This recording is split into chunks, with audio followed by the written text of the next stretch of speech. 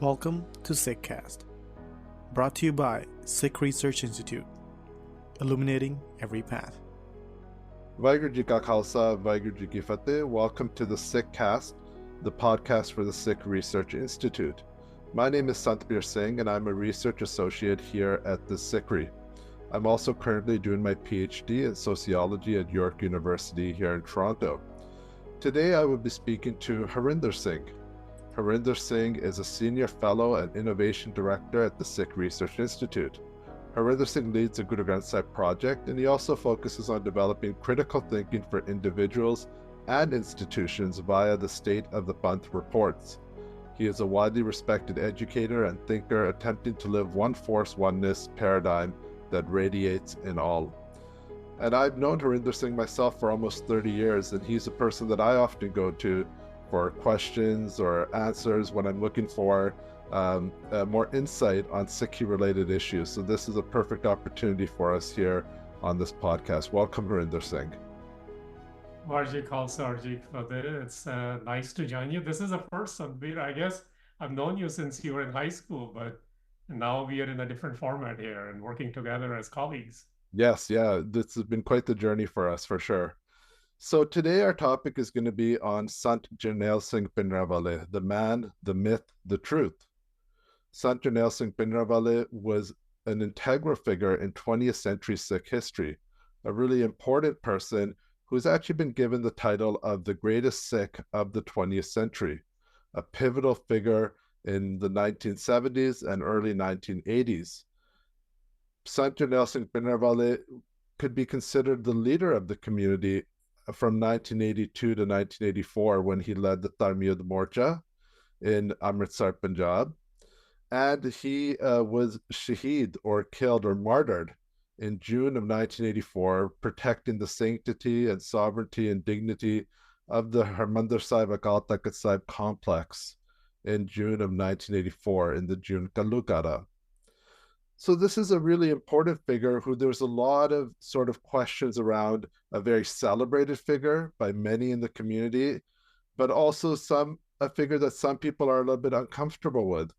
And one of the many questions that comes up around him, and this is a question that comes up again and again, something I've read personally many times, something I've looked at even in works by Sikh authors, is this idea that he was somehow a creation of Indira Gandhi and the Congress Party of India, and that he, after being created by them as sort of a figure to appeal to the masses so that attention would be given away from the Shromani Akali Dal, the main Sikh political party, he sort of, like a Frankenstein's monster, almost got out of control, and they couldn't control him anymore, and that led to June 84. So could you give us some insight into this common criticism, this common myth about Sant Jarnail Singh Bhindranwale? Sure, Santbir, you and I have talked about this, but let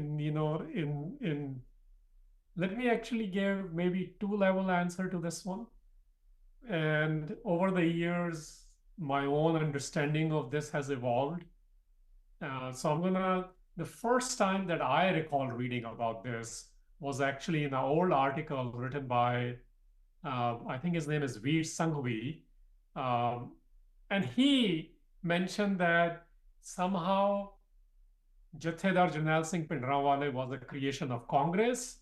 It was facilitated by the President of India, Gyani Zail Singh at the time, on behest of Mrs. Gandhi. That's sort of what was written for the first time. I think, but we got to realize that article came in 1986. And the reason that's important is after the martyrdom or the killing of the Sant, as most people like to call Jathedar Jarnail Singh Bhindranwale. So newspaper article wrote that. And within that article, it actually very clearly mentioned that, look, this was a game between Delhi and Punjab and Haryana politics. So this is something we have to understand, that back then, Mrs. Gandhi is trying to figure out what to do with several spaces within India, several states within India. And at the time, Bhajan Lal is the main Congress supporter of Mrs. Gandhi in Haryana. Yes. And In Chandokala, Bhindranwale was doing a lecture one time and they wanted to arrest him, but nobody arrested him. So somebody is facilitating or not facilitating is a question which gets raised. The idea here essentially is it actually helped Congress to have someone who was giving trouble to the traditional Akalis because Congress was not getting along with the Shromani Akali Dal and its various factions in Punjab. And he was working with the Akalis. He was giving them tough time when they would not stand true to their word or commitment towards betterment of Sikhs in Punjab. So they facilitated it. So that's the first thing, that it was primarily brought up in an article which was written posthumously. Yes. Second thing I would mention is, as I started my journeys, I was also curious about this because I also hear this. And really, one time I was in conversations because I meet many people in Delhi and other places as well. And the secretary of Gyani Zail Singh at the time was Sardar Tarlochan Singh. Now, Sardar Tarlochan Singh is a very colorful personality in the sense that he has worked with Congress, he has worked with Akalis, he now works with BJP, he's been a former minority commissioner of India. I asked him this once in Delhi. I said, what's the reality here? This is what he told me. And he eventually penned this down and you can Google it and read about it. Yes. He said, we never denied it. He definitely wasn't for Congress, but it facilitated us as well. We were benefiting from people saying that. And he says, one pictorial evidence which people cite this is there's a samagam in Delhi. Jathedar in Delhi at the time who worked with Mrs. Gandhi, he had died. And it's his Pog ceremony, it's his funeral ceremony. And Gyani Zail Singh and Sant Bhindranwale are sitting close to each other and somebody takes that picture. And that also prompts this whole myth about that somehow they were close. Look, even when there's a funeral in last 5 years of KPS Gill's father, all political party people went there. There's one thing very clear in Punjabi Sikh culture on marriages and on death, and primarily at the death time. If somebody is prominent and has done things for the Sikhs, regardless of their affiliations and shortcomings, the leadership does show up. So those are the two things we can work with. Bhindranwale never accepted this. Bhindranwale's claim to success was that he was not anyone's except the Guru's. And then everyone wants to make him either of particular Akalis or particular Jathebandis or political party, but it was none of it. He was actually of the Guru and he was working for the betterment of the Panth and as an extension betterment of Punjab. Yes, I've read that statement by Tarlochan Singh, and he actually goes into a little bit of detail, and he says that it was inter-Congress politics between Zail Singh and Darbara Singh, who happened to be the chief minister of Punjab at the time, if I remember correctly. And so this inter-Congress politics has now become this long-standing myth that just permeates in the culture, and people keep referencing the same story again and again, and it almost takes on a veneer of truth when there's nothing behind it that holds up to reality. So let's actually add another angle to it. Yes. You're right. So you've read that statement, right? So this was Jathedar Santokh Singh's Pog, which is where the picture got taken. Yes. But there is another element to this. Within these conversations, who is taking these conversations between Darbara Singh, between Zail Singh, which is a Congress politics of two Sikhs, on the orders, eventually they're all serving the Prime Minister of India at the time, Mrs. Gandhi. Bhajan Lal is the Haryana congressman. And Kuldeep Nayyar is the one who says, I'm getting disclosed upon this. Kuldeep Nayyar, who is a prominent, presented as a prominent newsman of India, who has written books about it, but he does not disclose the full things. He's the one who's saying, I'm hearing these things. And Kuldeep Nayyar is important to mention in this conversation. So you have reporters who are not Sikhs. You have politicians who are Sikhs, who are serving Mrs. Gandhi. And then you have Jathedar Jarnail Singh, who is working with all of them, but is not of anyone. Yes. And I want to narrow in on that point, actually, which you said so brilliantly, this idea that he was not of anyone. that he was not beholden to any other group. Is this part of why he's so appealing to the Sikh masses even all these years later? Is it because of the fact that in reality he was not a stooge of any of these figures? Not only was he not stooge, I mean, we can't even think of that. He was not even of one particular persuasion or school of thought once he became the leader of the Sikhs. And why that's important, and by the way, this is not just today, even back then. If we look at and hear the testimonies of people on the day, and this includes, by the way, Professor of Punjabi University, Patiala, he's on the record describing this, that professors at the time in Punjab, the day he was getting anointed as the head of Jatha Pindra or Damdami Taksal of Chowk Mehta, because there are different persuasions and they're all outgrowths of Gyani Sampradaya and Gyani traditions of Sikh understandings of Sikh thought, schools of thought. The day he's getting anointed, everyone is curious who this person is who is becoming now the head of Taksal. From that period to becoming the head of what we will say not installed by anyone, not SGPC, not any ceremony, but organically becomes the Jathedar of the Panth. That journey is equally important because once he became the Jathedar of the Panth, the leader representing the Sikhs, including among Agalis, he did not represent Taksal back then. He only represented the Panth. So yes, he is, forget being a stooge, he did not even cave into his own school of thought.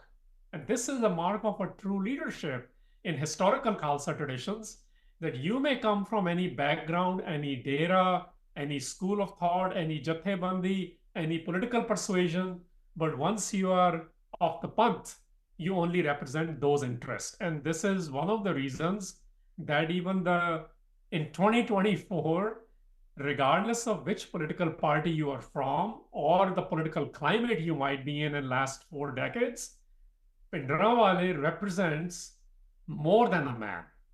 Because remember in the introduction today, you said we're going to talk about the man. Well, yes, we will talk about the man, but more importantly, it's the phenomena which gets created. That we went back to, and after a very long period, that individualism doesn't matter anymore. The individual identity doesn't matter. The individual upbringing doesn't matter, and goes to this idea that we will go back to the ideals of Sikhi. We will go towards the ideals of the Panth, and he represents that equally with Hindus, equally with Sikhs, equally with all political parties. And this is a rare thing in last 100 years for sure. But, and I say this, that equally with Hindus, because this thing about that he created a rift between Hindus and Sikhs is completely unfounded, based on his speeches, based on the testimonies of non-Sikh writers, including A.R. Darshi. So this is very important, that he was a product of Punjab who was grounded in Sikhi. Yes, very much so. So let's actually narrow in on that even while he was alive, he has a famous statement that even if a bird falls dead somewhere in Punjab, Bhindranwale gets blamed for it. That regardless of any crime that was happening in Punjab, the Congress government, the central government of Indira Gandhi would blame Bhindranwale for any violence that happened in Punjab. But there was a lot of violence in the lead up to June of 84. So who was behind this violence, and why was Jathedar or Sant Bhindranwale being blamed for what was happening in the lead up to June 84? So this is a great question, and I think we have to put a lot of context around this. And if we want to understand this, he actually, Jathedar Jarnail Singh Bhindranwale, he himself has at least 3 speeches that I can recall where he directly answers this.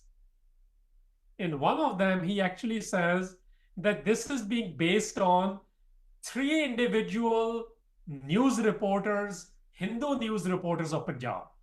So this is very important. In fact, he goes on to say that he in fact addresses Mrs. Gandhi directly in one of the speeches, where he says, you claim you have a CID running around, which means, gathering intelligence on me. And you have CBI who can run investigations as to whether I am causing this violence or I am creating these hit lists. So why don't you produce those lists, do your investigations, and if I am found guilty of doing any of these crimes, and he says in the hazuri of the Guru, this is why he comes from a Sikh perspective, the Khalsa tradition, that in the presence of the Guru, I'm saying this, I will cut myself into pieces. So what this basically is saying in the Sikh parlance and the Punjabi parlance is, these news were manufactured by Hindu editor. He names three of them. I don't fully remember all of them, but I remember one of them was Ramesh.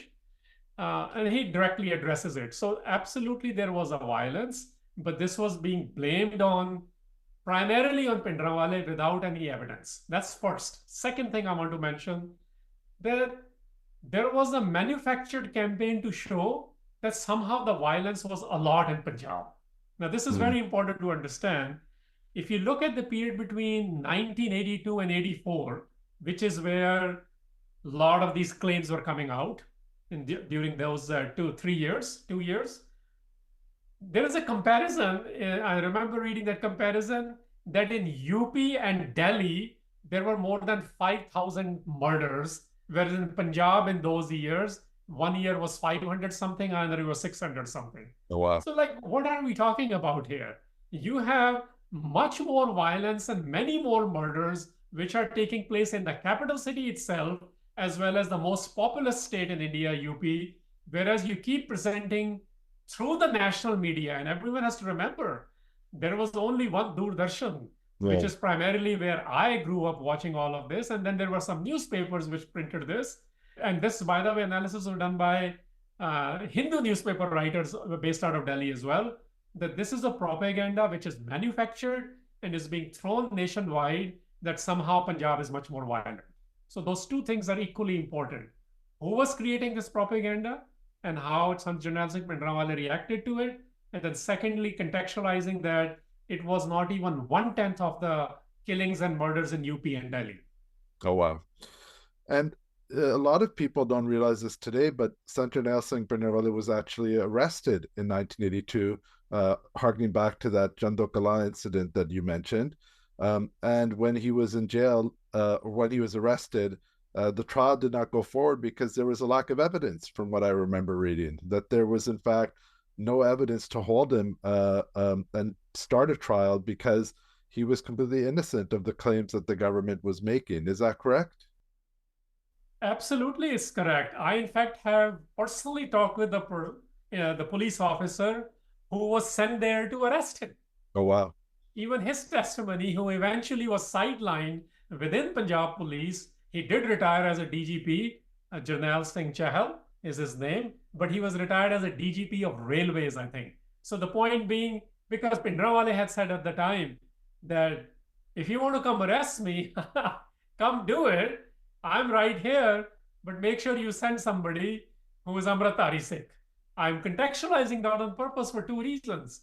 That firstly, only once he was arrested, he was not arrested in Bombay, he was not arrested in Delhi, he was not arrested in Haryana, he was arrested in Punjab once, and his only demand was that make sure you send the right person to do it, and the government did do at the time. And they did release him for the lack of evidence. So this thing about, and this is also going to be very, very important when we discuss that 82 to 84 and primarily June 84.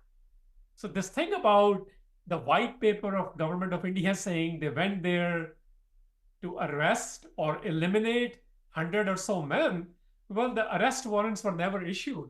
The DC of Amritsar is on record saying it, including the Lieutenant General Sinha is on record saying this, that look, this is a political problem. It needs to be solved politically. You don't have any arrest warrants, yet you are doing quote-unquote operation to eliminate these Sikhs. So this is important. If they really want to get arrested, where is the arrest warrant even in June? And there is no resistance because he had offered himself for arrest even earlier. Yes, yeah. That in June of 84, he was not a wanted man, that there was no arrest warrant or no FIR issued against him. Let's go back now to 1982 when the Dharmiya Morcha started.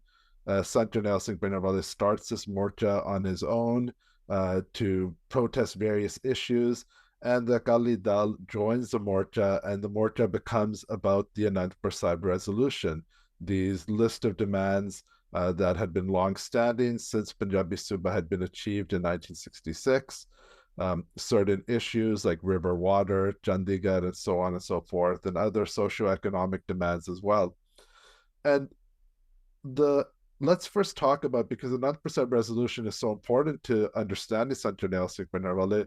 What type of document was this? Was this a radical document? Was this a separatist document?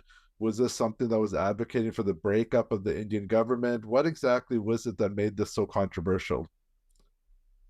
What made it controversial was it was for the protection of India, not just the protection of Sikh rights and Punjab's rights. And when somebody is not interested in protecting India, and I say this intentionally, because again, Bhindranwale was on record saying, we have died for this country. We are not interested in getting separated from this country. I do not ask for Khalistan, but I also don't oppose it. It is for the rulers of India, Mrs. Gandhi, to figure out what she wants to do with, whether she wants to keep us as equal citizens, but we will not remain there as slaves. That's why this document was adopted, not just by him, but the whole political party of Sikh representation at the time, Shromani Akali Dal. It was presented and written and drafted initially by Sardar Kapoor Singh, who is considered the one who understands not just the civil service of India, but he was also the parliamentarian, because he spoke in the upper house of the Indian Parliament, Rajya Sabha. And Dharam Yudh Morcha adopted that as a larger demand. And that in that demand, everyone came together. And as you know, Santbir, Dharam Yudh Morcha, initially Jathedar Jarnail Singh Bhindranwale actually had his own morcha. Yes. And that morcha was for the release of prisoners again. Because we have forgotten that in 78 there was something else going on when the Vaisakhi of 1978, the whole Nakali Nirankari, or the Nirankaris installed by Mrs. Gandhi, had clashed with Sikhs, and 13 Sikhs were killed peacefully in Amritsar. So in this context, a lot going on. But coming back to Dharam Yudh Morcha, he actually worked with the head of the existing morcha at the time, who was Sant Longowal, Harchand Singh Longowal. So which shows that he actually agreed to work with Akalis, where he opposed the Akalis in their politics in several areas, because this was for the betterment of the larger agenda of the Sikhs and Punjab. And this document, Anandpur Sahib resolution, was actually about protecting India. It was actually about progressing India, taking them out of the central approaches, which was more Russian-based model, to a more federal approach, which is more like an American model. Yes, where the states had more rights over things like language, culture, education, and so forth. It was a progressive document. I, in fact, will add that only in the last 5 years, the left and little bit of the center left is now accepting this is what India needs, a federal structure, which means Sikhs, including Sardar Kapoor Singh, Shromani Akali Dal, Jarnail Singh Bhindranwale, the solution they envisioned and worked towards, and some of them died for, is the solution now the Indian progressives are seeking. That's incredible. Now, the Dharam Yudh Morcha begins in 82 with this Ardas at Akal Takht, where all these Panthik leaders, including the head of the Shromani Akali Dal, Sant Harchand Singh Longowal, and Sant Jarnail Singh Bhindranwale, make a promise in front of Guru Granth Sahib, in front of Akal Takht Sahib, that they will not back down on this morcha, on this peaceful, non-violent struggle, until the Anandpur Sahib resolution is implemented. But by 1983, late 1983, there's a lot of conflict within the leadership of the morcha between Harchand Singh Longowal and Sant Jarnail Singh. What was that conflict? Why was there conflict within the morcha? Why did the Shromani Akali Dal start to distance itself from Sant Jarnail Singh Bhindranwale, who they were very close with in 1982? And what led to that break in relations between the two organizations, or the two people? Yeah, so I think organizations and people is complex here. I don't think we have a good understanding. I have gone through, in my own journey of figuring that out, multiple conversations with people who were present there, and multiple readings of both the mainstream English readings as well as in Punjabi magazine as to what was happening at that time. I think we can have a couple of good theories on it. I don't think we have a complete grasp of it. But simply put, there became this um, sort of a rise of this idea that Jarnail Singh Bhindranwale took Ardas very seriously, because not that others weren't Sant and weren't as serious, but they were not equally serious as Baba Jarnail Singh. For him, the Khalsa lifestyle is very important. When we do Ardas, it is very important. Why, I'm going to connect this to his early rise, because you're talking about 82. Let's go back to 77 when nobody knew him. Yeah. When nobody knew him, the very people who wrote against him using very negative language from New Delhi, like Khushwant Singh, like Tavleen Singh, you know what they were writing earlier? That this man only has a six-phrase agenda. Nashe chadao, amrit chako, sing sajo, which means what? Get rid of intoxications, become an initiated Sikh by taking Khande ki Paul. And then if you think about this, this is about Khalsa lifestyle. Yep. This is why he became popular. When he's invoking that in the policy programs, including of Shromani Akali Dal, that look, we take Ardas very seriously. We take these rights very seriously. We cannot be compromising, because we haven't seen any of the accommodations which have been done since 1947 actually taking any serious form of implementation. So this is where the Akalis who wanted to negotiate with Mrs. Gandhi and her agents on promises only, but not seeing it in policies, they started to also present him as being that Sant is implying Sant Bhindranwale is being unreasonable in that sense. But really, this is where we have to understand the Sikh narrative more. He was not being unreasonable. He was not the forerunner of this morcha when it started. He joined the morcha. Yes. He became the proponent and the number one advocate of the morcha, whereas others wanted to be part of the electoral politics of Punjab and Sikhs. And eventually, many of those who were involved in that protest and Ardas, they actually came out within that week, first week of June or late May, with their hands up, which means they didn't die to protect the sanctity of the Ardas and their commitment to the Ardas, that we would want all these recommendations implemented, proposals implemented. So I would say it's an issue of commitment. He became non-compromising in commitment.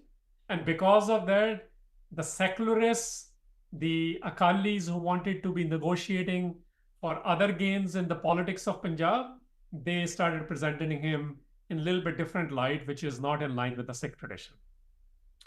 So these compromises, these discussions that were going on during the time of the Morcha, these are related to, and I think this is important in the context for our listeners and our viewers to understand, to long-standing demands of the Sikhs that actually reached back to before 1947, up back to the 1930s and 20s even, where the Sikhs had been made certain promises by Congress leadership which had never been implemented. Could you quickly give us some context on that? Like, what were the issues that led to the Tarmiyat Morcha beyond the Anandpur Sahib resolution? So it is not the beyond Anandpur Sahib resolution. Anandpur Sahib resolution became that this is what we want, we are working towards. So it was a very articulated document with a large preamble, which is all about Sikhs, and then the demands are all about Punjab, Sikhs, and India. And that became the document to work with, because it was adopted in late 70s by the Shromani Akali Dal. But what led up to it? So Santbir, I would say, it has to do with recognition of Sikhs as independent people. A lot of those issues still remain. Technically, one may argue constitutionally in India that they are presented as a subset of Hindus, just like Jains and Buddhists. Technicalities aside, we know this is the case when there is no Sikh law, for example, for marriages or property rights and things of that nature. So if there is no personal code of the Sikhs, you will never have that independence, which other communities in India, the minorities, do. And that's why our marriages were even lumped under Hindu Marriage Act, which Anand Marriage Act was repealed, which existed before the independence of India. Now, this is important that ceremonially now we have marriage certificates, but there is no Sikh law, so that certificate means nothing. This is how the games are getting played even in the last 20 years as well. It has to do with the river water disputes. Punjab owns the waters, so this was very much about Punjab. This also had to do with acceptance of the Constitution of India, whereas the promises were that India will not accept any constitution which is not acceptable to Sikhs, and the two Sikh representatives never accepted it. So the four people from Punjab were recruited whose names had Singhs in them, but they were not Akali representatives, which means they were not Sikh representatives. So this goes on, and in the 60s and 70s, it has to do with Punjabi Suba movement, which has to do with that every state in India was organized on the basis of language except Punjab. It didn't even get statehood, and it had to do its own civil disobedience for 16 years before it was truncated and organized and accepted by various formulas it went through. Then it has to do with the Defense Act, which was passed in India, where it says we need to reduce a percentage population in the defense forces of India equivalent to the percentage population in the country.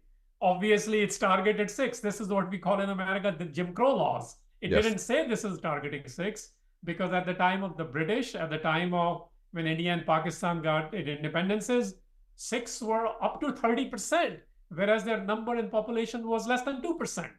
And now why this is important, you have to understand.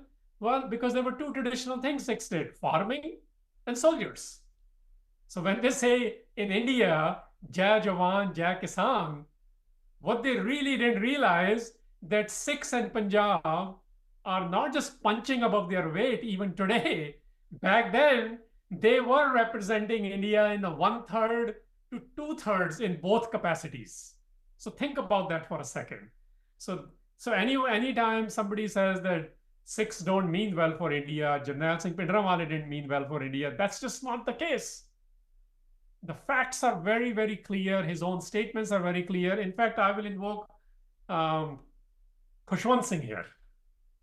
Khushwant Singh has an article which he wrote, again, pre-84 articles. Okay. He actually uses the term Arya Samajis and Mahasabha, which is exactly the term which Jarnail Singh Bhindranwale used in his speeches when he's referring to the hatred Arya Samajis and Mahasabha is developing against the Sikhs.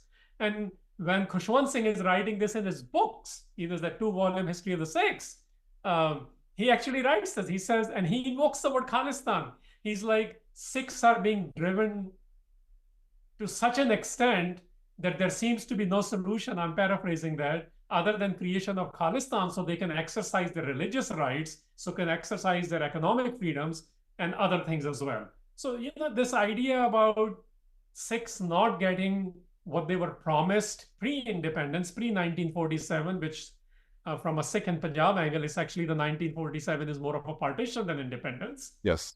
Whatever was promised by the ruling elite of India from 47 to 82, you see that there are movements after movement to get those recognized.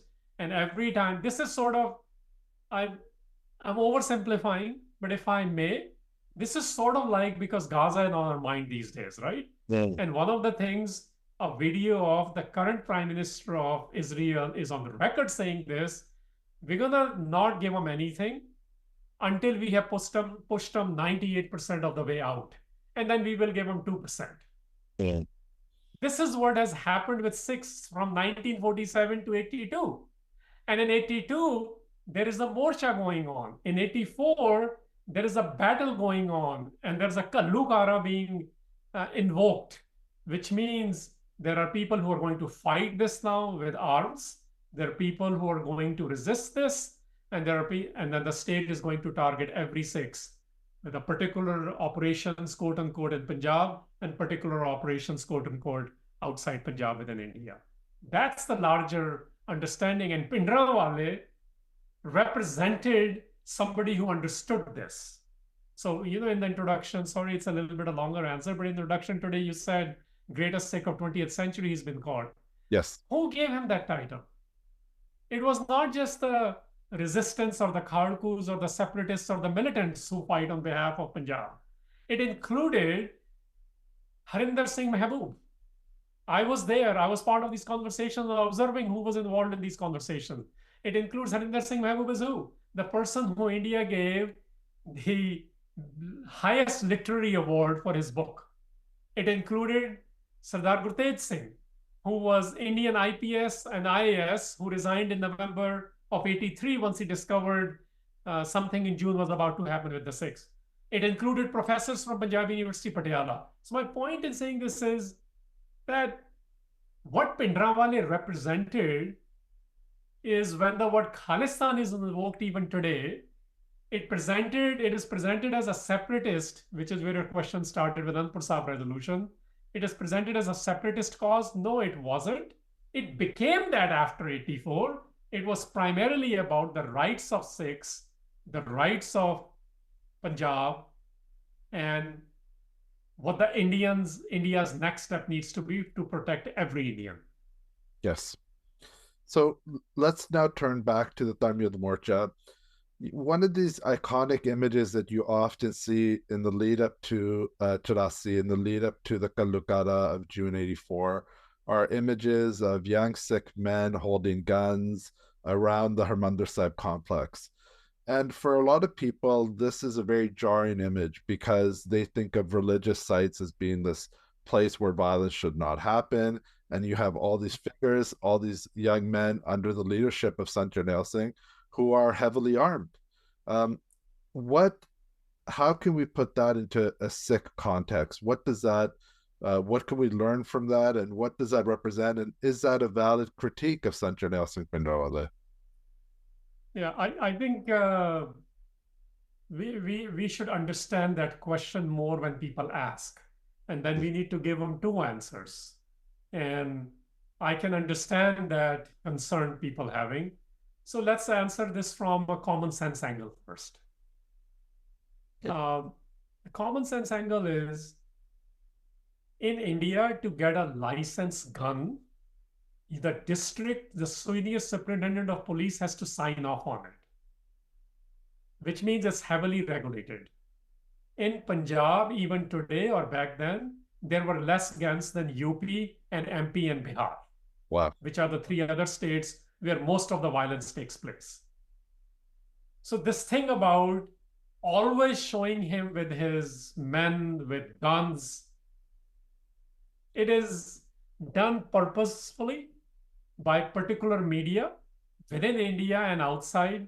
So it is in the people's mind, it becomes about that he is somehow a militant and a violent man. Yeah. Now, even within the global context, let's present a couple of things here. Firstly, people should know, including those Sikhs who have tough time with this, that we very much display our weaponry at Anandpur Sahib and Akal Takht Sahib, and we very much in our museums, whether we are at V&A in London or a new one about to come up in Rome in Canada, we are always displaying this. You go to the Wallace collection in UK, there's a display of that from the Guru's period, from the missiles period. And what does Bhindranwale represent? He represents that tradition. Weaponry is misunderstood. It is purposefully being misunderstood, I would say, in the case of Jarnail Singh Bhindranwale. Sikhs have always celebrated this of the Gurus, of the great Sikhs. Bhindranwale is in the line of the Khalsa tradition. And he is always, that's why, with the arrow. In fact, in Punjabi, they called him Teer Wala Baba. Huh? Yes. Because the Teer represents the continuity from the Guru Gobind Singh period, the man of the old. But he's very much the man of the current. So you see, because Guru Gobind Singh had guns, Maharaja Ranjit Singh had guns, all the missile sardars had guns, all the goons are having guns. Why can't a Sikh of the Guru, who is actually told to carry a kirpan, also have the modern weapons with him? That's something which we really have to get comfortable with and understand what's going on. Anyone who is fighting the state has carried weapon. Whether you like that or not, even Nelson Mandela on his shoulder carried AK-47 as a leader of ANC, which was African National Congress, which, by the way, was a communist organization. And he said, I will not put this weapon down until there is one man, one vote. But now we have sanitized that image of Nelson Mandela. Yes. And we have to realize that there's a sanitization which the world is going through. And the political manipulation, the media manipulation plays with that sanitization in the case of Jarnail Singh Bhindranwale as well. Now, second thing, the Sikh tradition, which is what you're after, but I think the first part was equally important. Sikh tradition is very clear on it. Our model is Sant Sipahi, Miri Piri. In fact, this is, if you notice, even in this conversation, I'm going back and forth between Jarnail Singh Bhindranwale as a Jathedar and Jarnail Singh Bhindranwale as a Sant. I really think the title is, the Jarnail word is already there in his first name. Let's understand that's a modified form of the English word general. In fact, when the Punjabis wrote about it, not even Sikhs, a Punjabi Muslim who is in June in Delhi as a correspondent from Pakistan, Mr. Randhawa, when he writes about that, within 2 weeks of that, he writes a poem and he says, who was Jarnail Singh Bhindranwale? He says he was Jarnaila da Jarnail, implying that the decorated journals of the Indian Army who came to serve under him. So that's his first name. So understand what's in the name also. The name is that he's a general. Okay. Second is Sant part, I think, because at the time in 1980s, everyone was a Sant. just like since 1980s, everyone in a sense, the leaders were called Sant, like Sant Harchan Singh Longowal, for example. Now there are Sants a dime a dozen. I mean, there are so many gurus, Satgurus, Sants, Mahatmas, Brahmagyanis floating around, and it's crazy, which makes the person just a spiritualist. Sikh tradition is not that. The Khalsa tradition is definitely not that. So the Khalsa tradition is that he became the Jathedar. Jathedar is the leader of the Jatha, leader of the group. He is the group that represents in the tradition of Baba Deep Singh and Mani Singhs of the world, who were trained equally in the scriptures, in Guru Granth Sahib, in the Bani, in the Shabad, but also equally in carrying the Khanda and fighting any regime which enters the Darbar Sahib complex. So Jarnail Singh Bhindranwale needs to be seen as a Jathedar who represents the saint and the soldier, Sant and the Sipahi, Mir and the Pir equally. And he was able to demonstrate that in the realities and the propaganda war of 1980s, Punjabis and Sikhs and non-Sikhs and Dalits and Hindus of Punjab actually who witnessed him saw that and they present him properly. Everyone else is playing with a sanitized version of what the world likes to see today. Yes. We are having this conversation because it's the 40th anniversary of June 84, the really important anniversary for the Sikh community around the world. And to say it just plainly and clearly, oftentimes Sant Jarnail Singh Bhindranwale gets blamed for the Chirasi attack, for the Ghallughara that happened, that it was because he had weapons there, that he was holed up in the complex, that he fortified the complex, and that the government had no option but to go in and to flush him out, to use the government's language. What would be your response to that common critique? The best critique is to cite the general who did the planning of the attack. When he was asked, did Bhindranwale do a wrong thing by staying there and fighting? And his response is very informative. This is what 18th century tradition is when we cite, what are the chronicles or the people who are fighting on behalf of Ahmad Shah Abdali or Durrani are saying. You know what S.K. Sinha said? He's like, if somebody comes to attack my house and I don't stay there to fight, that's a statement on me. In this case, this was not Jarnail Singh Bhindranwale's personal house. This is the house of the Sikhs. What he did was absolutely right. Hey. This is from a general who did the planning. This is from a general who said, I call the PMO, which is Prime Minister's office, that please do not implement this. I will not implement this. So they brought in a different general to implement this, and they made sure they brought in a couple of Sikh generals to implement it in the field. The same general who did the planning, he says, I actually called the PMO's office, that this is a political problem. let me help you with the political solution. And he's on court saying, well, you have informed us, so we'll take care of the rest, which means he said they didn't want a political solution. They wanted to show to the world Mrs. Gandhi was on a particular track. This is not about Bhindranwale's wrong. This is about the wrong done by the political rulers in Delhi. Another general, Mr. Reddy, is on the record saying this was a manipulation by the rulers in Delhi. So what we have to understand is that when that Indian Defense Review did an analysis of what happened here, I think General Karim did that. When we look at other generals at the time who did the planning or were in commands of particular zones, if we take all the stuff out, just stick to the military element, it is so informative that they appreciated what Bhindranwale did. They defended his right to do that on behalf of the Sikh nation, not just his personal capacity. And now we bring in the Sikh elements of Ardas and then staying there in the tradition of since Guru Gobind Singh, post Guru Gobind Singh Maharaj period and defense of the complex. He did absolutely nothing wrong, but I'm okay with this question. I think we should be okay with this question. We need to tell the facts about what happened. We also need to inform people about what is the Sikh politics and the Sikh way in the Khalsa traditions. Yes, giving that Sikh perspective instead of answering things from an outside perspective. I think that's one of the most compelling things I've seen in this 40th anniversary so far, is that young Sikhs are wanting to understand this from a Sikh angle and not wanting to understand this issue from other angles, which I think in the past we often saw the explanations coming from outside the community. We now want to understand it from within the community's angles and the Sikh angle. Now let's move on from 84 a little bit.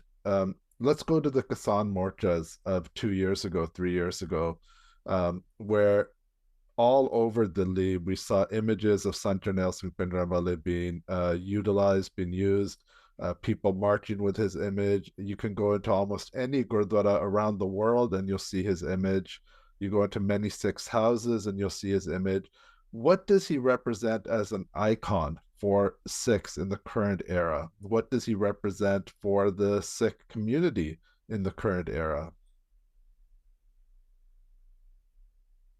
So I have an issue with the word icon. Let me mention my bias here, because I'm also one of the ones, it's like, when we wear Che Guevara t-shirts in the world, we are wearing Jarnail Singh Bhindranwale t-shirts, but we understand very little about what he became as a leader. Yes. And this is where I think we need to go more and more towards. And I'm saying this, that I've had conversations and speak where I've been asked to speak about him, and I've done it in a very selective way, a reserved way. But I remember, I think about 10 years ago, I was asked to speak in New York City when Shomani Akali Dal, Amritsar, and other Kadku Jathebandis and other Sikhs had organized a combined function in New York City. And I think that was the first time I publicly spoke about him. And I said, afterwards, how many people told me, those who represent, quote unquote, his cause, that we didn't know so many things about him. So this is the issue, that we must not reduce anyone to be a just icon. We mustn't, and I think Punjabi Sikh psyche is starting to get into this in a popular sense. As you said, even youngsters are wanting to understand the Sikh narrative. But what I do want to say is, people in Punjab, a section of Punjab went through this even 20 years ago, where very openly, even in magazines like Sikh Shahadat, they talked about, was it a Ghallughara or not? Both perspective. Should Bhindranwale should have stayed there or not? Things like what we are discussing today. So we have had that churning in an open intellectual forum without getting upset about these questions. And Sikhs were debating this, Sikhs who were professors or reporters. So I think when we say in last 3 years, we are seeing this more, no, it's not just in the last 3 years. This has always been there in Punjab. Now in last 3 years or last 10 years, the media is getting okay with also talking about it. That's the difference. Yeah. the Bhindranwale's presence, Bhindranwale as a phenomena, as I like to say, Barbar, repeatedly. We have to understand that phenomena. And what was in that phenomena? When we were talking about Taramjid Morsha, if you look at before the Ardas is done, what has happened in 3 months before that, it was all about protests. It was all about farmers. So the farmers is intrinsically built into our protests. Whether you see it explicitly in last 3 years in Farmer Protest 1.0 or Farmers Protest 2.0, whether you see it explicitly in the Bearby incidents and the 2 commissions which have sat in Punjab under various governments, as to Bhindranwale is invoked everywhere. To the level where his contribution, his defense of the Darbar Sahib complex is memorialized very much in the complex itself in last 10 years. And now people who fought with him, they are memorialized not as a small thing. For example, the not 3 portraits, but multiple portraits are in that gallery of SGPC run gallery.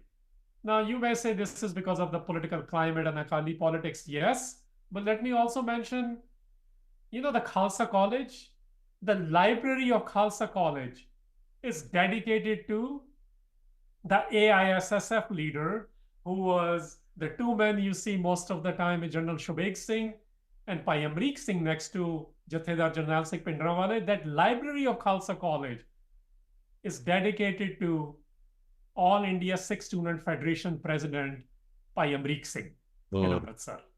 And not in last 5 years, much before that. My point in mentioning all this is any movement which is in Punjab, whether it has to do with Guru Granth Sahib, whether it has to do with Akal Takht representation, Sarbat Khalsa, farmers' rights, oppositions to, this Tanashahi, as they are saying in India, which is dictatorial or authoritarian regimes, you will see Bhindranwale being invoked everywhere, because he is one man who accommodated all this, not just for Sikhs in Punjab, but also for Hindus in India. And this is something we really, really need to understand, because he is not the man who hated India, who hated Hindus. The evidence is contrary. Yeah, that's one of the wonderful things about him, is that if you want to do the research, you can listen to every single speech he made. They're all recorded. They're all on YouTube.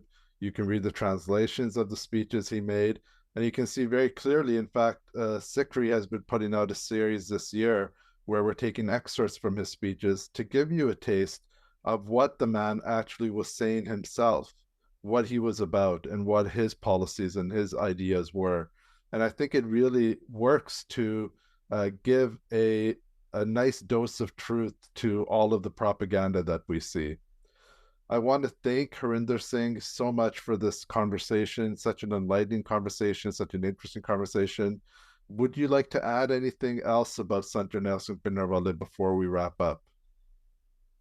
Yeah, well, thank you for this conversation. I think any conversation without discussing, his commitment would be incomplete. His commitment to the Shabad, to Guru Granth Sahib. No. His commitment to the Panth, the Guru Khalsa Panth. So when we are invoking Jarnail Singh Bhindranwale, sure, you can wear his t-shirt, show him with tir or with pistols. But the number one thing to keep in mind is there's a pothi in his hand and there's a simran in his mind. Yeah. That's what his training was, like any other training from 18th century Sikhs. The first training is of internal development, which is all through Shabad, which is all through Bani, which is all through Naam. He came on the scene with that preparation. And with that, some people just stop there, which is great if people do stop there. But many who go beyond this element of Sikhs, he also had that. His ability to see through people. I remember asking Joyce Pettigrew, can you name me a person who you think was the most effective? And she named someone else. I said, oh, I was expecting you will say Bhindranwale. And she said, Harinder, you said a man. He wasn't a man. He could see through you. That doesn't happen with just weapons training. that happens with Naam and Shabad trade. Yes. This is so important in Sikh culture, that whether the current adversary of BJP government, who himself is a RSS member, Subramaniam Swamy is his name, when he directly talked with Baba Jarnail Singh Bhindranwale or Jathedar Jarnail Singh Bhindranwale or Sant Jarnail Singh Bhindranwale, since that day in 83 to this year, he continuously defends Baba Jarnail Singh Bhindranwale because he had direct conversations with him. And this is something we need to understand, that there is a world which witnessed what Bhindranwale was, what he represented.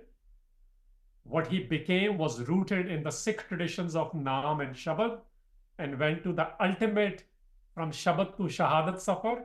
And that's the part which we must acknowledge, that June first week is the Shahadat, which culminated through his journey of Naam and Shabad. So I think this element of Jathedar, Bhindranwale, and people who fought with him, when we say his men, is a little bit misleading. We should say, and his associates, because Sikhs don't have this idea of sycophants. Yes. If we are having that, there's a problem with that. Those are all people who did not start out with him, by the way. In fact, many of them were his adversaries. They chose to work with him because what he had become, what he represented, it was beyond denominations, beyond Jathebandis. And they saw in him that the Naam and Shabad was part of it. And lastly, if you do see some quotations which seem aggressive, do read their context. He was a man after all. Yeah. When you are dealing with certain things, of course, he's not perfection. And I'm going to end with that. Perfection is only Guru. He could have given certain responses in a much better way. But when you are in the field, when you have a constant propaganda in newspapers against you, Akali is against you, political parties against you. In fact, he's known to say that we can't even tell which CID is informing which Sant of who. And this is so true. I just recall that I was speaking in Philadelphia a few years ago, and I finished talking about June 84. I was leaving after having langar, and this man tapped on my shoulder. I looked back. He says, "Ki main ਤੁਹਾਡੇ ਨਾਲ ਗੱਲ ਕਰ ਸਕਦਾ? Basically, can I talk to you for a few minutes?" I said, "Sure." And we went in a room. He said, "I'm one of the guys whose job was to act like that I'm a sympathizer, but to report on behalf of one of the paramilitary intelligence agencies against him." He says, "Whatever we reported, we don't know how those were presented, but whatever the government said about him was not accurate. I saw what he was. He was not what the government presented him to be." So we have those very people alive who needs to be recorded, and I've encouraged him to give that testimony publicly as well. And this is not somebody who was an Amritdhari Sikh who was his fan. This is somebody whose job it was to report on who comes to see him, what they discuss. So this is very, very important, Santbir, that this is, I mean, you and I may not get to see many things, but we get to read and investigate many things. Oh, yeah. Just like everything else in the world. And people who witness things, people who record things, we have to also have those contexts, which is another thing I try to say. What Tavleen Singhs and Khushwant Singhs have written pre-84 to post-84, there is a dramatic shift, because narrative on Jarnail Singh Bhindranwale shifted after June 84. Yeah. All of a sudden, he became a terrorist. Well, he was not a terrorist in India before, because this is a manufactured narrative. If he was a terrorist, why would Captain Harinder Singh will try to do meetings with Bhindranwale and Rajiv Gandhi? Yes. This is on the record. We have to understand Bhindranwale had everyone's respect. He was a man of his words. If he had shortcomings, they're very real shortcomings, but they probably are one or two. Let's not overshadow those with the 98 other good things he did and what he represented. So essentially, what we really need to understand about Jathedar Jarnail Singh Bhindranwale is that he is steeped in the Sikh tradition of Naam and Shabad, and is equally steeped in the Khalsa tradition of Shahadat. Thank you very much. Thank you for that perspective. I want to remind our viewers and listeners that throughout this year, we are creating a lot of content on June of 1984 and November 1984, which is the 40th anniversary of. We have articles, podcasts, courses, learning documents, all being created. And all of this can be found at our homepage at sikri.org. Harinder Singh has actually written quite wonderfully about 84 before. A lot of the facts, a lot of that perspective of the generals and so on who talked about what happened in 84 can be found in that article. Can you share the title of that article again? I think it was called 1984 Lies, Lists, and Light. Yes, Lies, Lists, and Lights. So you can find that on our homepage as well. It's a thorough documentation of about the Ghallughara of June 1984. So thank you again, Harinder Singh, for this wonderful conversation. Really appreciate it. Vaheguru Ji Ka Khalsa, Vaheguru Ji Ki Fateh. You were listening to Sikhcast by Sikh Research Institute, illuminating every path.